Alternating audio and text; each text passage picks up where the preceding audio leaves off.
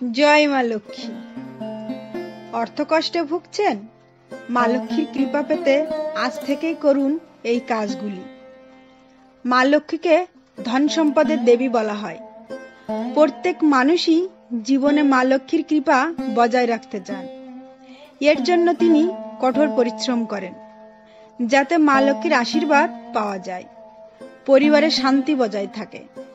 তবে মা লক্ষ্মী কিন্তু খুবই চঞ্চল, একটুতেই রেগে যান।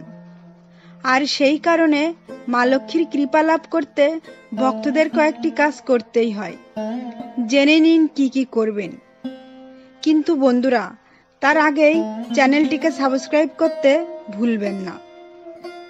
মা লক্ষ্মীর কৃপা পেতে দিনের শুরুতেই বাসি জামা কাপড় ছেড়ে পরিচ্ছন্ন হয়ে নিন।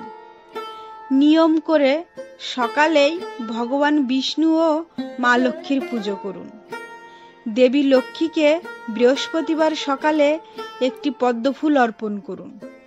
প্রয়োজনে লাল ফুল দিয়ে দেবীর পুজো করুন। এই কাজগুলি প্রতিদিন সকালে করুন। প্রতিদিন সকালে স্নান করার পর বাড়ির প্রধান দরজার সামনে জলের ছড়া দিন।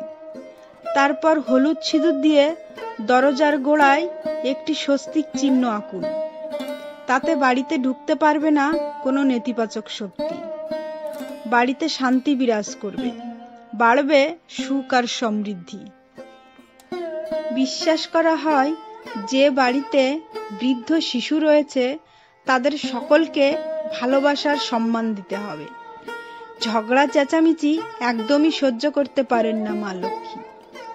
আর সেই কারণেই বাড়িতে শান্তি বজায় রাখা জরুরি। যেসব বাড়িতে মহিলারা রোজ পুজো করেন আর পরিবারের যত্ন নেন, সেখানেই বিরাজ করেন মা লক্ষ্মী। মা লক্ষ্মীর কৃপা পেতে রোজ আরতি করুন। ধর্মীয় বিশ্বাস অনুসারে ঈশ্বর প্রার্থনায় তুষ্ট হন। ভগবানকে খুশি করার জন্য ভক্তি সহকারে পূজা করা উচিত। দেবী লক্ষ্মীর আশীর্বাদ পেতেও প্রতিদিন সকাল সন্ধ্যা করুন লক্ষ্মীর আরতি। এই আরতি করলে দেবী লক্ষ্মীর বিশেষ কৃপা পাওয়া যায় এবং আর্থিক সমস্যা থেকে মুক্তি পাওয়া যায়। সম্ভব হলে দেবীকে তুষ্ট করতে নিয়মিত গঙ্গায় স্নান করুন। এতে মা লক্ষ্মী সদয় হন। তাতে অর্থ সংকট কেটে যেতে পারে। গঙ্গা বাড়ি থেকে দূরে হলে অন্য নদীতেও স্নান করতে পারেন, তাতেও উপকার হবে।